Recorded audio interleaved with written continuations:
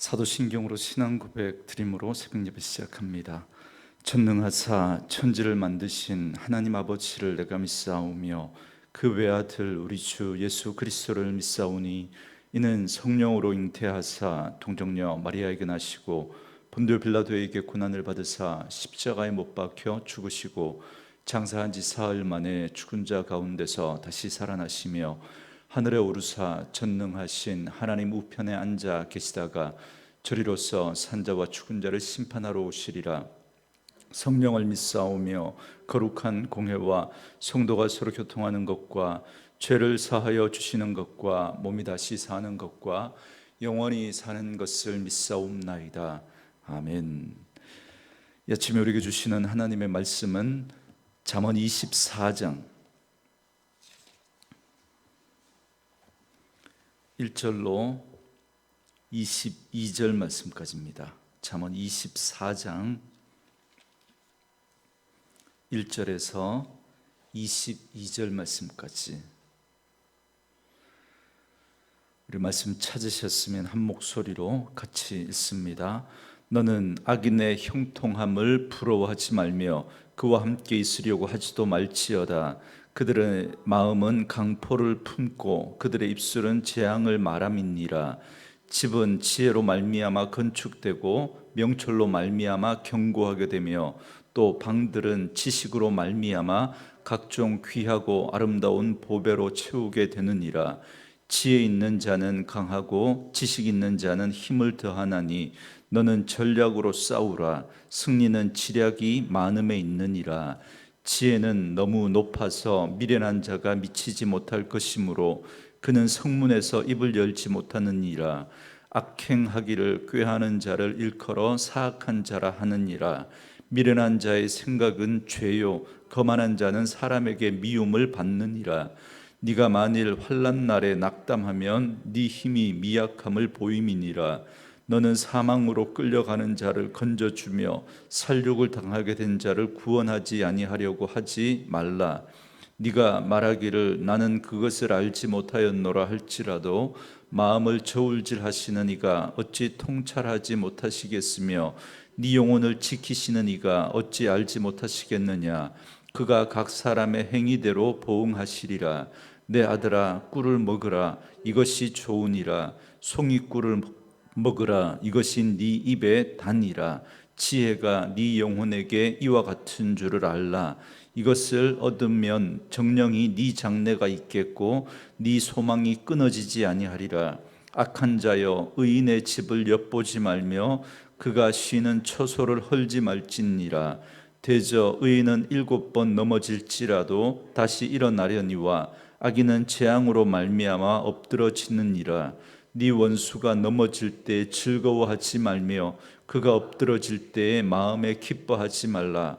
여호와께서 이것을 보시고 기뻐하지 아니하사 그의 진노를 그에게서 옮기실까 두려우니라.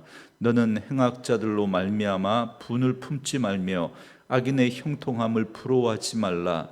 대저 행악자는 장래가 없겠고 악인의 등불은 꺼지리라.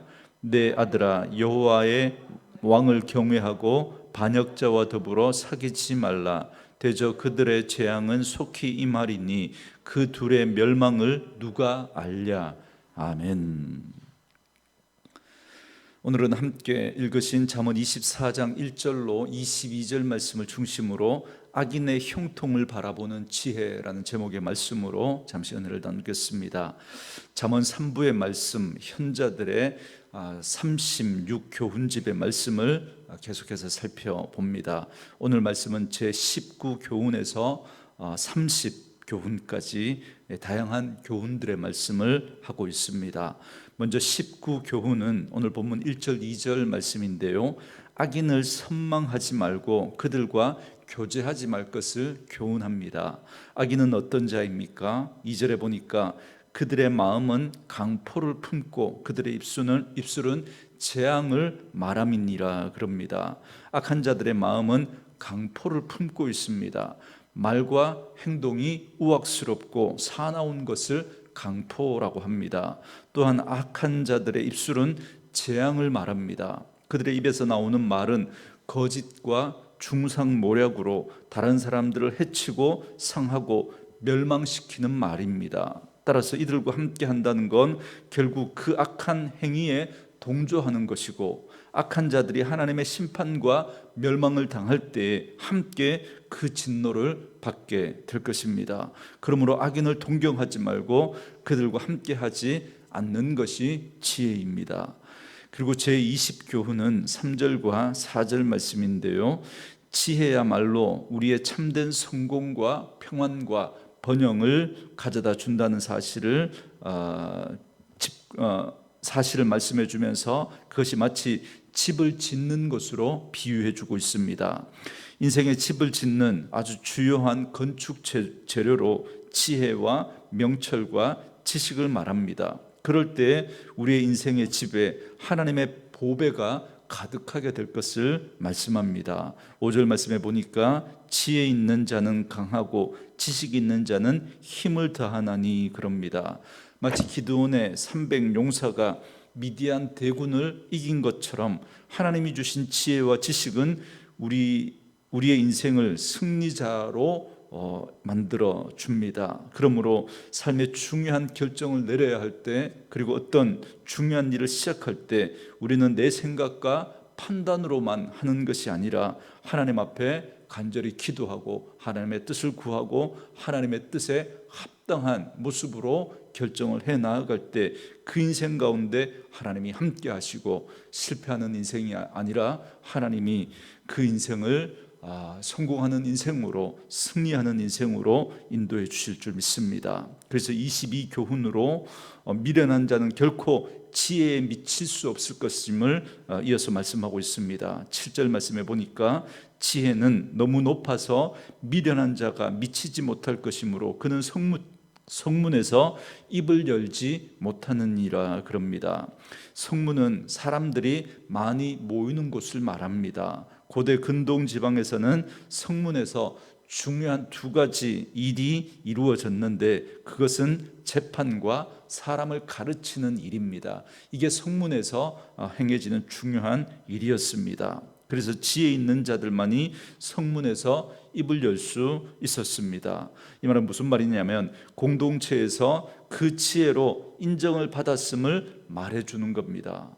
그러므로 한 사람이 자신이 속한 공동체와 사회에서 인정을 받느냐 그렇지 않느냐 하는 것은 지혜의 유무에 따라 결정된다라는 것을 말해주고 있습니다. 그러므로 미련한 자들은 공동체에서 인정을 받지 못할 뿐만 아니라 그들은 오히려 악행과 미련과 거만함과 부덕한 행실이 드러나게 되는 것입니다. 그들은 오히려 그렇게 그것이 드러나게 됩니다. 이것이 23번째 교훈으로 8절과 9절 말씀이 그들의 그 부덕한 행실, 미련함 이런 것들을 말씀해 주고 있습니다. 특별히 9절에 보면 미련한 자의 생각은 죄라고 했습니다. 미련한 자들, 성경은 어리석음을 죄로 이야기를 하죠. 그 어리석음은 하나님을 인정하지 않는 것에서 비롯되는 겁니다. 그래서 그것이 단순히 미련한 것이 아니라 성경은 그것을 죄로 이야기하고 있습니다.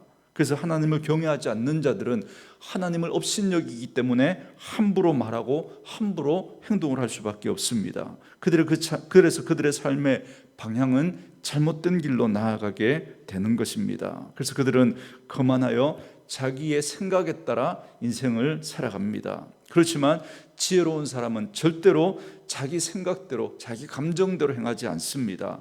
하나님을 인정하기 때문에, 하나님을 두려워하기 때문에 우리의 말과 우리의 행동이 과연 하나님의 뜻에 맞는가, 하나님이 기뻐하시는가 늘 묻고 그 하나님 의식하고 살아가기 때문에 함부로 말할 수 없고 함부로 행동할 수가 없는 것이죠. 이러한 사람이 진정 인생의 승리자요, 그리고 하나님이 인정하시는 성공한 인생으로 살아가게 되는 것입니다.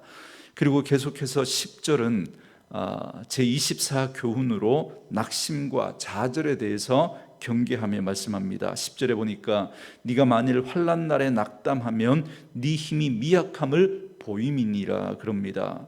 환난에 어떻게 반응하는가를 보면 그의 믿음을 알 수 있다 이 말입니다. 믿음의 사람들은 환난 날에 낙심하거나 용기를 잃지 않습니다. 낙담한다는 건 네 힘이 미약함을 보이는 것이다, 이렇게 말씀합니다. 그리스도인은 내 힘으로 사는 자가 아니라 하나님의 힘으로 사는 자들입니다.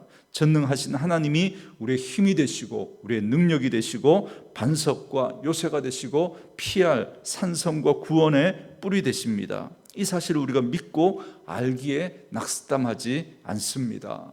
다윗을 보십시오. 10년이 넘는 그 시간 동안 그 사울에게 한 나라의 왕이지 않습니까? 절대 권력을 가진 그가 다윗 하나를 죽이기 위해서 자기의 남은 모든 인생을 거기에 겁니다.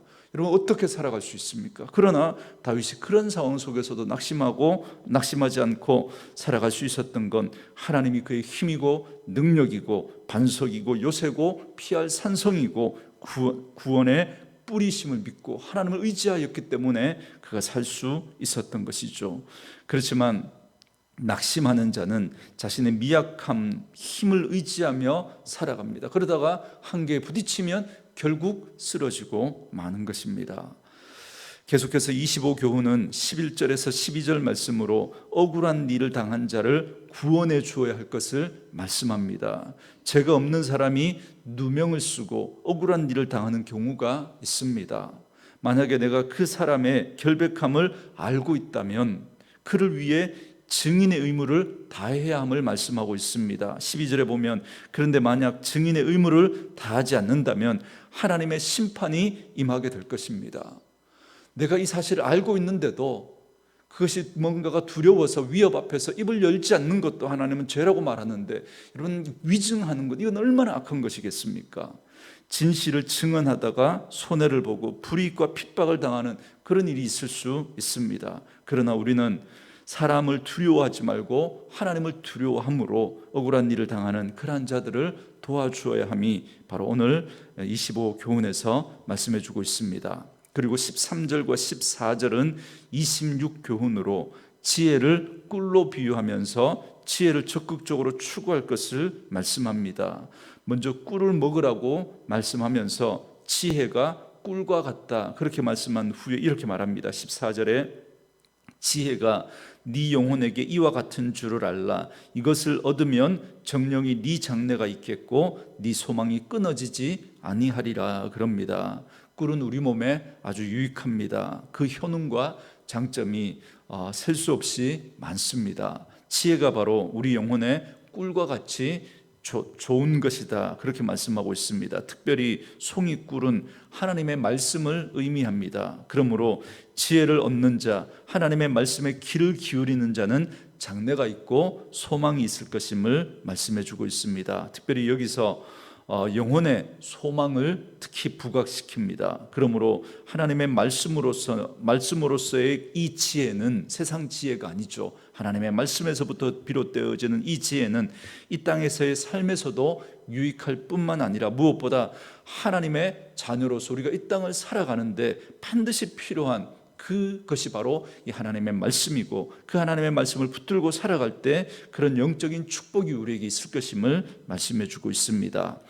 그리고 이어서 15절과 16절은 제27교훈으로 의인의 재기와 악인의 패망을 말씀하고 있습니다. 15절 말씀처럼 악인은 호시탐탐 의인을 쓰러뜨리고 그 의인의 것을 빼앗고 차지하려고 합니다. 그러나 이러한 악인의 행위는 공의로운 하나님의 심판을 받고 의인은 하나님 앞에 다시 일어서게 될 것임을 말씀해 주고 있습니다. 그래서 16절에 대저 의인은 7번 넘어질지라도 다시 일어나려니와 악인은 재앙으로 말미암아 엎드러지느니라, 그럽니다.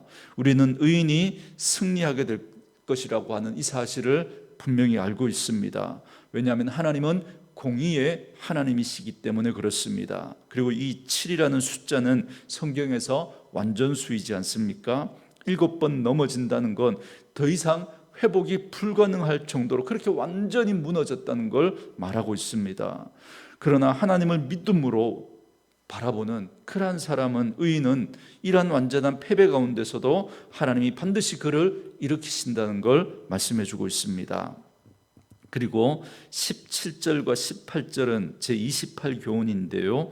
원수의 파멸조차 기뻐하지 않는 관용과 선의를 말씀해 주고 있습니다. 17절 말씀에 네 원수가 넘어질 때에 즐거워하지 말며 그가 엎드러질 때에 마음에 기뻐하지 말라 그럽니다. 하나님은 하나님의 자녀들인 우리들이 이 땅에서 선하게 살기를 원합니다. 그리고 넓은 가슴으로 그렇게 살아가기를 원합니다. 그래서 원수를 대하는 그 기준이 우리 자신의 판단과 감정이 아니라 하나님께서 나에게 가르쳐 주신 그 하나님이 우리를 그렇게 대해 주신 것처럼 사랑이어야 함을 말씀해 주고 있습니다. 그래서 하나님께서는 하나님의 자녀들인 우리들이 하나님의 온전하심을 그렇게 닮아가며 주의 마음을 품고 살아가기를 원합니다. 그래서 원수의 실패와 절망을 보고 기뻐한다면 결코 하나님의 사랑을 입은 자라고 말할 수가 없습니다. 하나님은 그런 자에게 오히려 원수에게 행할 그 진노를 그러한 자에게 옮기신다고까지 말씀합니다. 그러므로 우리가 할 일은 판단하고 비판하고 원수를 갚고자 하는 일이 아니라 용서하고 사랑하는 그러한 일입니다. 결코 여러분 쉽지 않은 문제이죠. 이것이 바로 주님의 마음을 품고 주님을 우리가 담고 살아갈 때 그러한 마음까지도 하나님이 우리에게 허락해 주신다는 사실을 우리가 기억하고 우리가 그러한 마음이 우리 안에서는 생길 수 없지만 그러나 하나님의 말씀에 순종하고 우리가 그러한 마음으로 원수까지도 대해야 합니다. 그래서 이어지는 29교훈은 19절과 20절 말씀인데 이어서 악인을 향해서도 분노하지 말 것을 당부하고 있습니다. 그래서 19절 말씀에 너는 행악자들로 말미암아 분을 품지 말며 악인의 형통함을 부러워하지 말라 그럽니다. 1절에서 우리가 본 것처럼 우리는 악인의 형통을 부러워하지 말아야 합니다. 뿐만 아니라 악인으로 인해서 분을 품지도 말아야 합니다. 우리는 악인에게 분노한다는 건 의로운 분노, 거룩한 분노로 포장하면서 자신의 분노를 정당화할 때가 많습니다. 물론 복음서에 예수님이 성전에서 채찍을 드시고 장사하는 그 장사꾼들을 내쫓으면서 어떤 분노를 표출하신 일이 있습니다. 그렇지만 결코 개인적인 원한이나 복수의 감정을 하신 일이 아니라는 사실을 우리는 분명히 기억해야 합니다. 그래서 야고보서 1장 20절 말씀에서도 사람이 성내는 것이 하나님의 의를 이루지 못하는 겁니다. 화 자체가 죄는 아닙니다. 그러나 그 화는 죄에 가깝습니다. 인간인 우리가 화를 내게 되면 반드시 그 화는 죄로 이어질 수 있습니다. 예수님은 그 화는 거룩한 분노였죠. 그러나 여러분 우리가 그 예수님은 아니거든요. 우리가 화를 내게 되면 여러분 죄로 이어질 가능성이 상당히 많습니다. 그래서 야고보서 1장 20절이 사람이 성내는 것이 하나님의 의를 이루지 못한다고 분명히 말씀해 주고 있는 것입니다. 여러분 그래서 우리가 원수를 대할 때 그 원수 갚는 것을 하나님께 맡겨야 합니다. 다윗의 위대한 믿음이 바로 여기에 있습니다. 그는 2번이나 사울을 죽일 수 있는 그런 절호의 기회가 있었지만 결코 그렇게 하지 않습니다. 개인적인 원한의 마음으로 복수하려고 했다면 얼마든지 할 수 있었겠지만 그는 하나님께 맡겼던 것이죠. 반드시 악인을 심판하시는 그 하나님을 믿었기에 그 자신의 감정까지도 하나님 앞에 맡긴 겁니다. 우리가 하나님을 믿지 못하면 내가 뭔가 일을 저지르려고 하는 겁니다. 그러다 보니까 무리수를 주게 되고 그러다 보니까 죄를 짓게 되는 것입니다. 그러므로 하나님의 의로운 심판에 모든 것을 맡기고 우리는 결코 행악자들로 인해서 분을 품지 말아야 합니다. 여러분 오늘 본문 마지막 30교훈은 21절과 22절 말씀인데요. 하나님과 왕을 존경할 것을 촉구합니다. 21절에 내 아들아 여호와와 왕을 경외하고 반역자와 더불어 사귀지 말라 그럽니다. 하나님과 왕을 경외하라고 말씀합니다. 우리는 사실 왕과 통치자에 대해서 부정적인 생각을 갖기가 쉽습니다. 그러나 성경은 기본적으로 모든 권력은 하나님께로부터 나왔다는 사실을 말씀하고 있습니다. 그렇기 때문에 왕을 경외하는 것이 그리스도인의 의무입니다. 오늘날 국가에 충성하고 의무를 다해야 하는 것이 우리 그리스도인의 마땅한 본분입니다. 물론 하나님의 뜻에 반대하는 왕과 국가 권력에 대해서 우리가 순종해야 하는, 이 문제는 별개의 문제일 수 있습니다. 그 왕의 말보다 하나님의 말씀이 더 우선이기 때문에 그렇습니다. 그래서 우리의 어떤 신앙의 문제, 어떤 그런 문제에 있어서 우리가 그 어떤 국가의 권력이 그러한 문제까지 또 개입하게 될 때는 거기에서 분명히 우리의 믿음을 드러내고 또 우리의 주장을 할 수 있어야 합니다. 그러나 이 코로나 상황 속에서 이 방역의 문제에 있어서 국가에서 협조를 요청하는 이 부분을 어떤 그런 것과 연관시켜서 우리의 믿음을 지키기 위해서 국가가 왜 관여하느냐, 이건 별개의 문제이죠. 이걸 분별하는 것이 여러분 지혜입니다. 그래서 국가가 정당한 권위와 권력을 가지고 또 행사하는 그 부분에 대해서는 우리가 순종해야 합니다. 오늘 말씀은 반역하는 자들에게는 재앙이 속히 임하고 두 부류의 사람, 즉 하나님을 경외하는 사람은 그리고 왕을 그 지혜자의 모습을 이 국가 권력에 대해서는 이렇게 이야기합니다. 두 부류로, 하나님을 경외하지 않는 사람과 왕을 경외하지 않는 그러한 자들에게 임할 그 심판으로, 그 지혜로운 자는 그 하나님의 권위를 인정하고 하나님이 세우신 왕과 권력을 인정하고 순종할 것을 이야기하지만, 미련한 자는 그렇지 않은 모습을 말씀해 주고 있습니다. 그래서 오늘 이 지혜의 말씀으로 우리가 하나님을 인정하기에, 그 하나님께서 또 세우신 권력을 인정하고, 또 그리고 우리가 땅 가운데 행하면서 때로 우리의 어떤 생각과 맞지 않는 그러한 일들이 우리에게 일어날 수 있고, 악인이 오히려 더 번성하고, 또 그리고 악한 모습들이 우리 사회의 어떤 구조적인 모습들 속에 만연해서 그런 것들을 바라보며 우리가 또 절망하고 그렇게 낙심할 일들이 있겠지만, 그 가운데서도 우리는 하나님의 주권을 인정하고 끝내 하나님께서 의인을 붙드시고 악인을 심판하실 것을 믿고, 그 속에서도 믿음으로 우리가 여호와를 우리의 힘과 능력으로 삼고 절대로 낙담하지 말아야 할 것을 말씀해 주고 있습니다. 특별히 악인을 대할 때 우리의 어떤 감정적인 마음이 분노가 일어날 수 있고, 또 그러한 자를 또 우리 손으로 또 해코지하고 싶은 그런 마음들이 있을 수 있겠지만, 그것까지도 하나님 앞에 맡겨야 할 것을 말씀합니다. 그러한 자에게 하나님이 반드시 함께 하시고 승리를 약속해 주고 있습니다. 그래서 오늘도 우리 그 주님 바라보며, 오늘도 우리에게 주어진 삶 속에서 그리스도의 사랑과 관용과 또 그리고 이해와 용서를 품고 살아가는 저와 여러분 되어줄 수 있기를 주의 이름으로 축원합니다. 오늘 주신 말씀 생각하면서 이 찬양 우리 들으시면서 말씀 묵상하시고 기도하는 시간 갖겠습니다.